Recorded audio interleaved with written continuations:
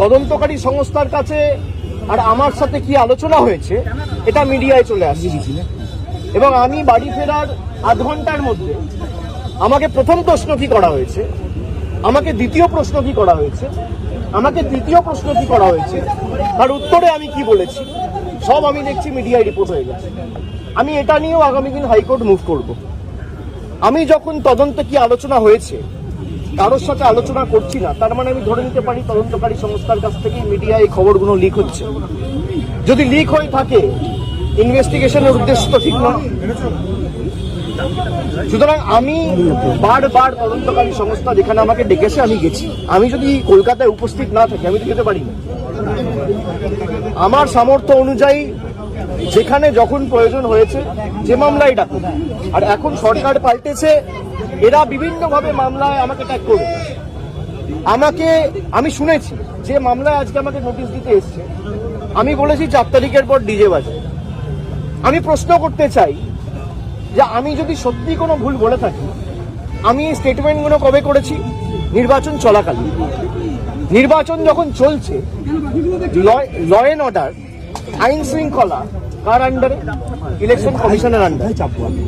মমতা বন্দ্যোপাধ্যায়ের আন্ডারে তো ছিল না। তাহলে তখন আমার বিরুদ্ধে এফআইআর হলো না কেন? ইলেকশন কমিশনের বিরুদ্ধে কমপ্লেন হলে ইলেকশন কমিশন আমার বিরুদ্ধে ব্যবস্থা নিল না কেন? তার কারণ আমি যদি ডিজে বাজানোর কথা বলে থাকি, দেশের স্বরাষ্ট্রমন্ত্রী বলেছেন তৃণমূলের লোকেদের উল্টো করে ঝুলিয়ে দিয়ে সোজা করে দেবে। প্রত্যেক ক্রিয়ার সমান এবং বিপরীত প্রতিক্রিয়া রয়েছে। আপনি বলবেন জ্ঞানেশ কুমারকে যদি আমার এগেনস্টে অ্যাকশন নিতে হতো তাহলে অমিত শাহর বিরুদ্ধেও অ্যাকশন নিতে হতো। অমিত শাহর বিরুদ্ধে অ্যাকশন নেওয়ার ক্ষমতা ইলেকশন কমিশনের নেই, তাই আমার বিরুদ্ধেও অ্যাকশন নিতে পারেনি। সরকার বদলেছে, এখন মামলা হয়েছে। তাহলে আমার বিরুদ্ধে যদি মামলা হয় আমি ডিজে বাজাবো বলে, তাহলে অমিত শাহর বিরুদ্ধে এফআইআর হবে না কেন? আমরা তো কোর্টে মুভ করবো। তদন্তকারী সংস্থার কাছে রাজ্যের মুখ্যমন্ত্রী যদি এই কেস আমি বাংলা থেকে বহিরাগতদের আক্রমণ করেছি বলে আমার ভাষণে এই তদন্তভার সিআইডি কে দেওয়া হয়, তাহলে যে বহিরাগতরা এসে বাঙালিকে আক্রমণ করেছে সেই মামলার দায়ভার কেন সিআইডি বা সিবিআই কে দেওয়া হবে না? এই প্রশ্ন তো উঠবেই। এই প্রশ্ন তো এড়িয়ে যেতে পারে না। আপনারা এসব চাপের রাজনীতি, দল ভাঙানো আমরা অনেকদিন ধরে দেখছি। এসব করে কোনো লাভ নেই। 30 লক্ষ মানুষকে আপনারা ভোটার তালিকার বাইরে রেখে ভোট করেও তৃণমূল 41% ভোট পেয়েছে। 2,60,00,000 ভোট তৃণমূল কংগ্রেস পেয়েছে। তাদের প্রতিনিধিত্ব তৃণমূল কংগ্রেস করবে। এক চুল জায়গা তৃণমূল কংগ্রেস ছাড়বে না।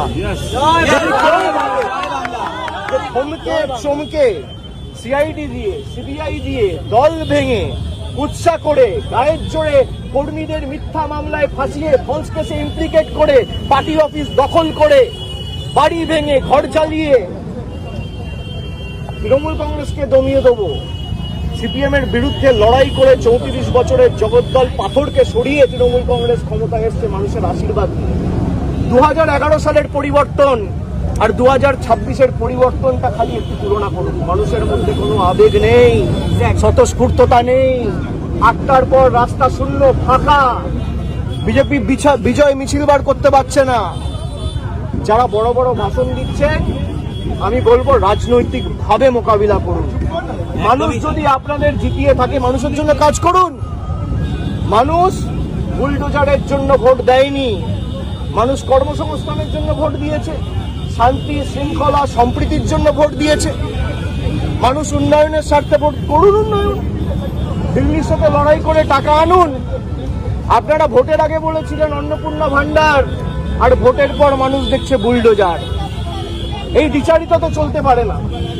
আমি মিডিয়ার বন্ধুদের বলবো, কোনো স্পেকুলেশন, কোনো আলোচনা না করে যদি কেউ ভুল তথ্য পরিবেশন করেন, আমরা কিন্তু বাধ্য হব হাইকোর্ট, সুপ্রিম কোর্ট অবধি যেতে পৌঁছাতে। আপনাদের দায়িত্ব, আপনারা সঠিক তথ্যটা মানুষের কাছে উপস্থাপিত করবেন, পরিবেশন করবেন। আপনারা রটনাকে ঘটনা বানিয়ে দেখাবেন না। আমার সাথে তদন্তকারী সংস্থার কি কথা হলো, আমার সাথে অন্য কারোর কি কথা আপনি দেখিয়ে দিচ্ছেন। আমার সাথে রাহুল গান্ধীর মিটিং হয়েছে, তৃতীয় ব্যক্তি কেউ নেই। আমি আর রাহুল গান্ধী কি কথা হয়েছে আপনারা জেনে গেছেন। আমিও মিডিয়ার সাথে কথা বলবো না। আপনারা জানছেন কোত্থেকে? আপনারা আপনাদের মতো স্পেকুলেট করে খবর যা পাচ্ছেন বলে দিচ্ছেন।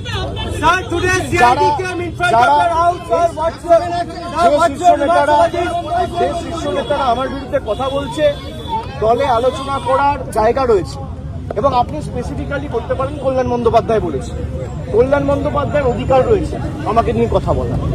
কল্যাণ বন্দ্যোপাধ্যায়ের অধিকার রয়েছে আমাকে নিয়ে 4টে কটু কথা বলার। কল্যাণ বন্দ্যোপাধ্যায় আমাকে ছোট থেকে মানুষ করেছে, আমায় বড় হতে দেখেছে। আমি এই কথাগুলো নিয়ে খারাপভাবে নিই না। ওনার একটা ঘটনা হয়তো খারাপ লাগতে পারে, উনি বলেছেন, কিন্তু আমি আমার কোনো ব্যক্তিগত ক্রোধ বা আমার কোনো ব্যক্তিগত ক্ষোভ কল্যাণ বন্দ্যোপাধ্যায়ের বিরুদ্ধে নেই। আমি তাকে আগেও সম্মান করতাম, আগামী দিনেও। Thank you.